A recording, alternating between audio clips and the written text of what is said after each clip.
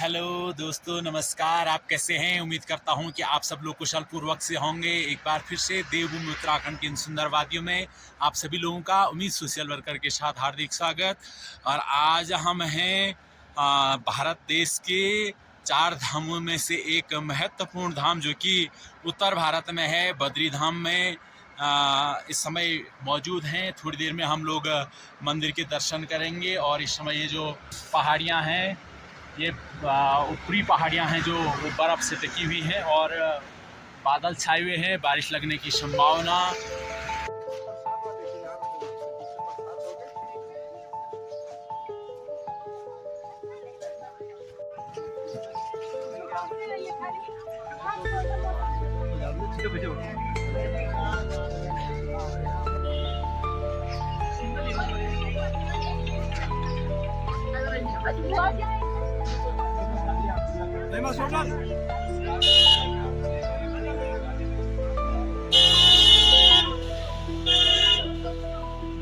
बद्री विशाल का दिव्य मंदिर, यहाँ पे हजारों भक्तों की भीड़ लगी हुई है। लंबी लाइन लगी है दर्शन के लिए।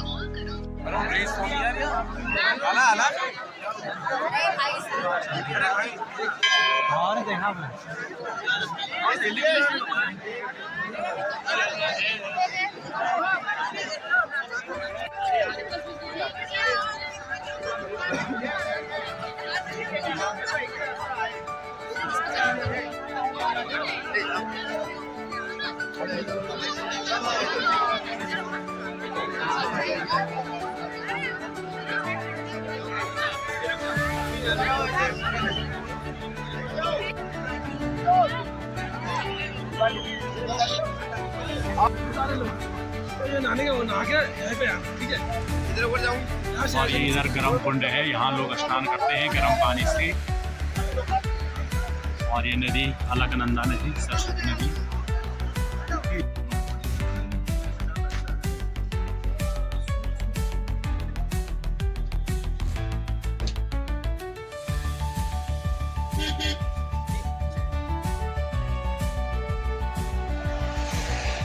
और यहाँ पे ये विष्णुप्रयाग, यहाँ पे दो नदियों का संगम, जो उधर से आ रही है जो नदी वो धौलागिरी तथा इधर से ये जो नदी दिख रही है ये अलकनंदा नदी, और उधर से धौलागिरी आ रही है। यहाँ पे संगम है। दोस्तों, अभी हम लोग बद्रीनाथ से भविष्य बद्री की ओर जा रहे हैं और इस समय हम हैं हनुमान चट्टी में। और यहाँ पे ये हनुमान जी का जो शिला है, हनुमान शिला आप पहुँच चुके हैं। और यहाँ पे आप लोग देख रहे होंगे बड़ी सी शिला है हनुमान जी की। और ये देखिए हनुमान जी का मुख।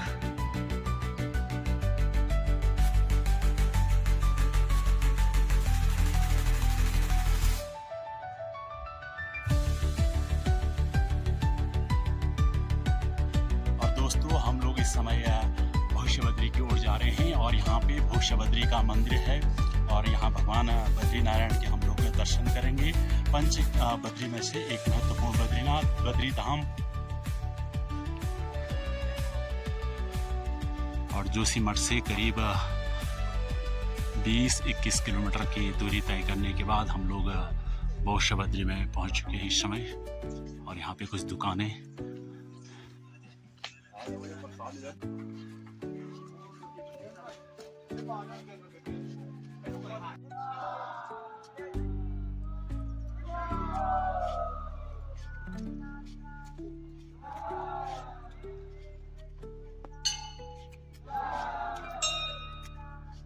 और हम लोग भविष्य बद्री मंदिर में पहुंच गए हैं लगभग। भविष्य बद्री नारायण भगवान की जय। चलो एक बात में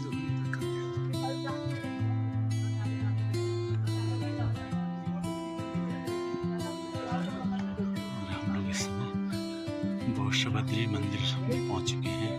ये सुभांग गाँव के अंतर्गत है मंदिर।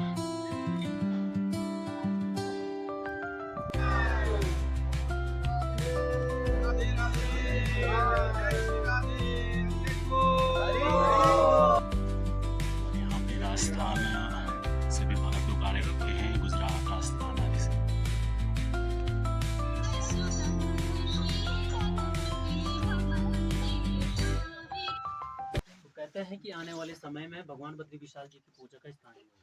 तो जो हमारे सनातन धर्म में 4 वेद 18 पुराण है, उसमें आता है कि स्कंद पुराण। भविष्य केदार खंड से जो उल्लेख मिलता है कि भगवान बद्री विशाल जी के साथ भविष्य बद्री का जिक्र होगा।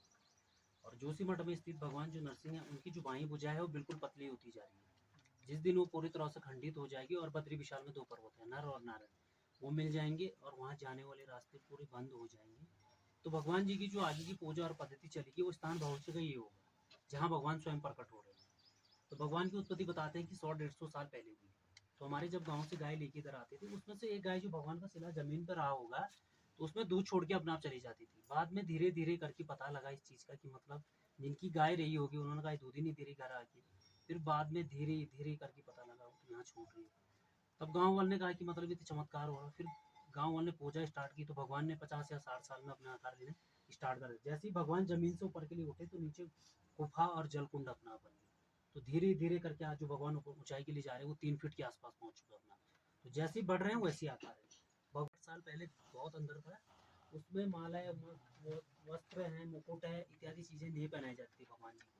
आज वो हिस्सा बाहर को आ गया, तो मतलब सब चीज पहन रहे हैं। अब बगल में माता लक्ष्मी है, देख सकते हो, उनका भी शेप बन रहा है धीरे धीरे करके। अब लेफ्ट साइड देखेंगे, नीचे जो वाला टीके पे गणेश जी की आकृति बन रखी है, देख लो आप लोग।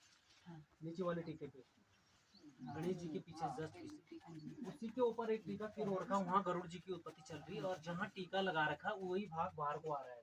और जहाँ भगवान का मुकुट है अंदर, वो 4 टीके वो शेषनाग जी का है। वो सबसे ऊपर भगवान का मुकुट है शिला पर। और 20 सेंटर में देखेंगे तो भगवान जी की आंखें, एक खुली है एक बंद है, देख रहे हो आप लोग आंखें।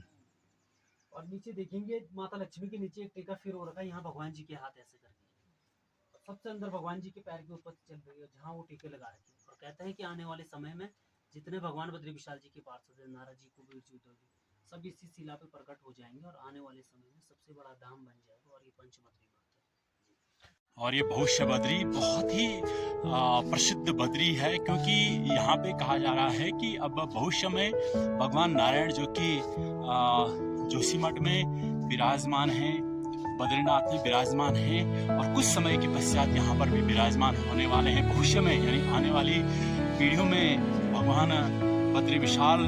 क्योंकि जो भगवान बद्री विशाल की जो मूर्ति है जोशीमठ में, उसका जो बायां हाथ है वो धीरे धीरे पतला होता जा रहा है। और यहाँ तीव्र गति से भगवान की जो मूर्ति है वो वृद्ध होती जा रही है। तो कहीं ना कहीं धीरे धीरे ये भविष्य बद्री अब बहुत ही प्रसिद्ध होने वाला है।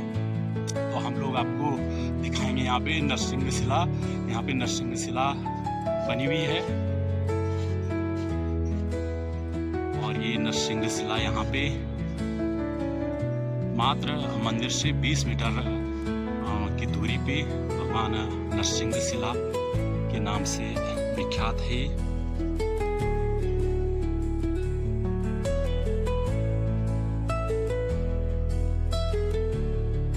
और ये देखिए बहुत ही शानदार प्राकृतिक दृश्य, चोटियों पे बर्फ गिरी हुई है और इन पहाड़ियों पे सुंदर देवदार के वृक्ष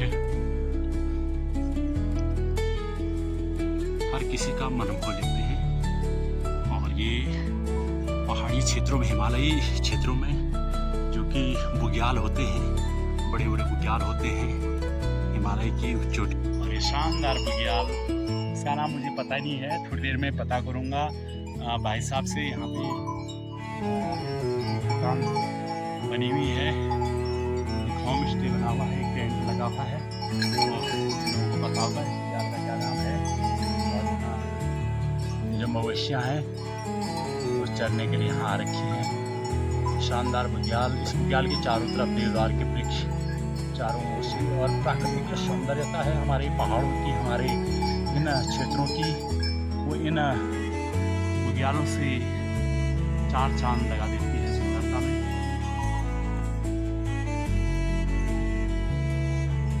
दूर तक देखिए बुग्याल बहुत बड़ा बुग्याल। तो जो हम ये शानदार बुग्याल देख रहे हैं, इसका नाम कोटी बुग्याल है।